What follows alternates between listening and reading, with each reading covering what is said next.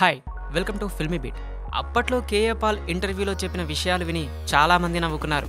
తాజాగా KA Paul మాదిరిగానే తెలుగు నటి శ్రీనిజ ఓ యూట్యూబ్ ఛానల్కు ఇచ్చిన ఇంటర్వ్యూలో పలు ఆసక్తికరమైన కామెంట్లు చేశారు. ఈ ఇంటర్వ్యూ చూసిన చాలా మంది ఆమె చెప్పిన విషయాలు విని షాక్ అవుతున్నారు. కొందరు ఆమె మానసిక పరిస్థితిపై అనుమానం వ్యక్తం చేస్తున్నారు. తనకు దైవశక్తులున్నాయని, తెలుగు స్టార్స్ పవన్ కళ్యాణ్, రానా, బన్నీ ప్రాణాలు కాపాడింది తానేనని, అలిపిరిలో చంద్రబాబు బ్రతికి బట్టకట్టడానికి నేను చేసిన ప్రేయరే కారణమని, వారికి పొంచి ఉన్న మరణాన్ని తాను ముందుగానే పసిగట్టి కాపాడానని ఆమె చెప్పడం గమనార్హం. శ్రీనిజ అనేది ప్రస్తుతం ఆమె పేరు.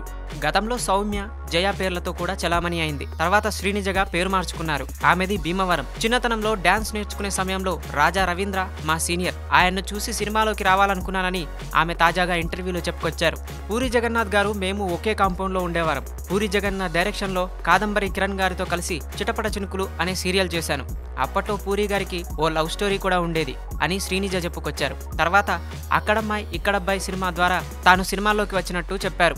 భగవంతుడు కలియుగంలో కూడా కొందరికి విపరీతమైన పవర్స్ ఇస్తాడు. అందుకు మన మనసు ప్లెయిన్ గా ఉండాలి.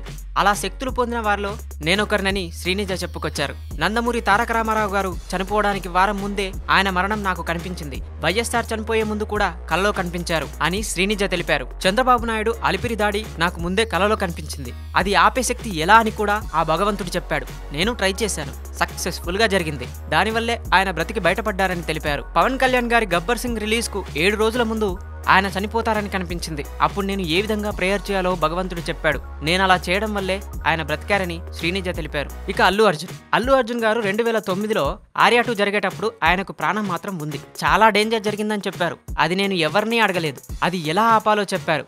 నేను చేశాను. నెక్స్ట్ రామానాయుడు చనిపోయే ముందు 1 వీక్ ముందు కనిపించారు నాకు. దేవుడు ఒక ఆఫర్ ఇచ్చారు. రామానాయుడు గారు చనిపోతే బెస్టా, రానా చనిపోతే బెస్టా అని దేవుడు నన్ను అడిగాడు. కానీ రానా మీద ఎఫెక్ట్ ఎక్కువ ఉందని చెప్పారు. అన్నీ చూసిన రామానాయుడు ఇప్పుడు కాలం చేసినా పెద్దగా బాధ అనిపించదు. రానాకి పాపం చిన్న వయసు, ఎటువంటి జీవితం ఇంకా చూడలేదు. నా నుండి ఏదైనా రిక్వెస్ట్ తీసుకుంటే రానా ఉండాలని రిక్వెస్ట్ చేశాను. దేవుడు నా మాట మన్నించి మరణం రామానాయుడు వైపు డైవర్ట్ చేశారు అని శ్రీనిజ సంచలన వ్యాఖ్యలు చేశారు. మొన్న దాసరి గారికి కూడా ఇలా అవుతుందని చెప్పారు. ఆయన ఎంతో మందికి సాయం చేశారు. ఆయన లాంటి పెద్దవారు మనకు అవసరం. జయలలిత గారు ఎంత బాధపడ్డారంటే నరక యాతన అనుభవించారు. ఆమెను బెడ్ మీద ఉంచి ప్రాణాన్ని ఏ విధంగా తీయాలో ఆ విధంగా తీసి చంపేశారు. ఆమె చనిపోయిన వెంటనే నా దగ్గరికి రావడం, నాతో మాట్లాడడం జరిగింది. ఆమె చెప్పిన మాటలు విని నేను 1 వీక్ ఏడ్చాను. ఏదో భగవంతుడు నాకు ఇలా శక్తులు ఇవ్వబట్టే నాకు ఇలా అందరూ కలలో కనిపిస్తారు అని శ్రీనిజ తెలిపారు.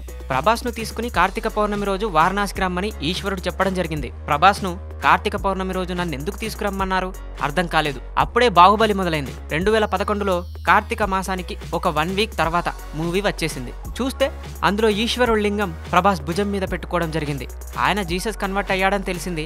అయినా కూడా ఎందుకు ఆయన్ని తీసుకుని రమ్మన్నారో నాకు అర్థం కాలేదు అని శ్రీనిజ వింత కామెంట్స్ చేశారు. 2011లో పాపను తీసుకుని కాశీ వెళ్ళాను. 2 రోజులు ఉన్నాను.